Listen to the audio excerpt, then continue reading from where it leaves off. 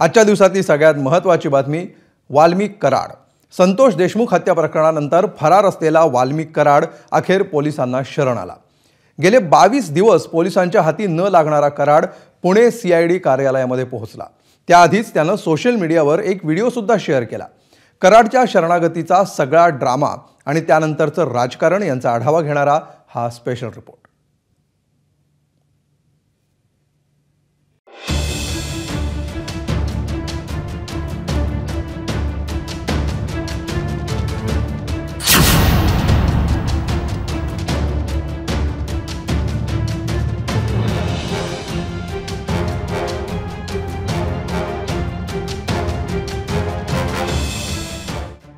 गेले 22 दिवस पोलिसांच्या हातावर तुरी देणारा वाल्मिक कराड अखेर पुण्यामध्ये सीआयडीला शरण आला। पुण्यातलं पाषाण रस्त्यावरचं सीआयडी कार्यालय, एरवी या कार्यालयात सर्वसामान्यांची गजबज पाहायला मिळत नाही। शांत असलेल्या या कार्यालयात आज सकाळपासून मात्र अचानक हालचाली वाढलेल्या होत्या। वाल्मिक कराडचे कार्यकर्ते मोठ्या संख्येनं इथे जमायला सुरुवात झाली।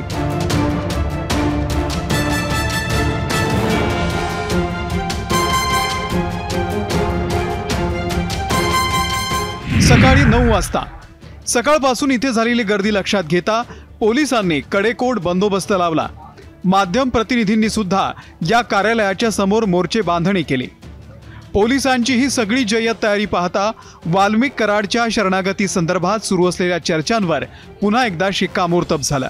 सीआयडीच्या मुख्यालयामध्ये साध्या वेशातील सीआयडीचे अधिकारी आणि कर्मचारी आपण पाहतो। मात्र या ठिकाणी पुणे शहर पोलीस दलातील अनेक वरिष्ठ पोलीस अधिकारी गेल्या काही वेळापासून पाहायला मिळत आहेत। कारण वाल्मिक कराड या ठिकाणी शरण येऊ शकतो हे लक्षात घेऊन पुणे शहर पोलिसांनी या ठिकाणी त्यांचा बंदोबस्त तैनात केलेला आहे।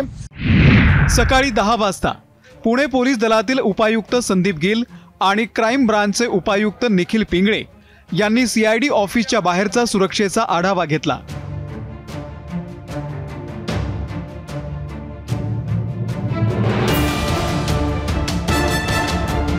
दुपारी 12 वाजता वाल्मिक कराडनं अचानक स्वतःच त्याचा व्हिडिओ व्हायरल केला।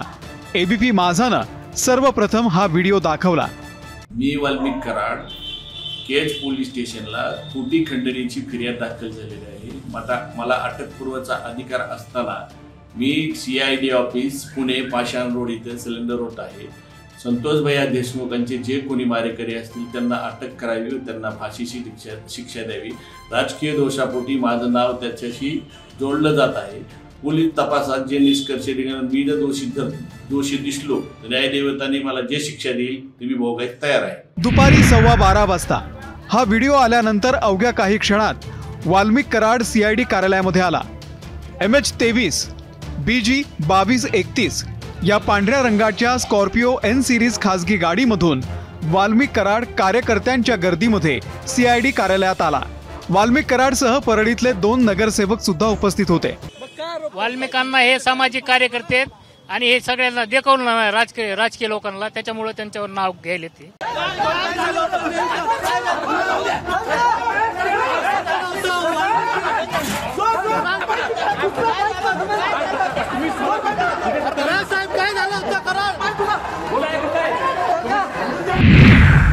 सीआयडी अधिकाऱ्यांनी तातडीनं त्याला ताब्यात घेत पहिल्या मजल्यावरच्या कार्यालयात एका खोलीमध्ये नेला।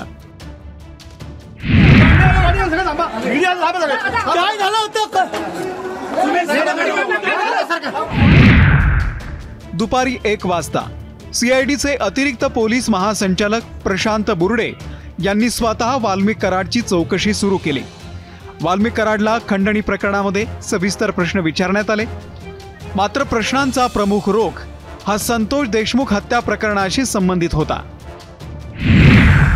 वाल्मिक कराडची सीआयडी कडून कसून चौकशी करण्यात आली।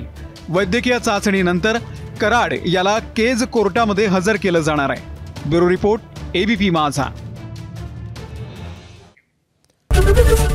एबीपी माझा, उघडा डोळे बघा नीट।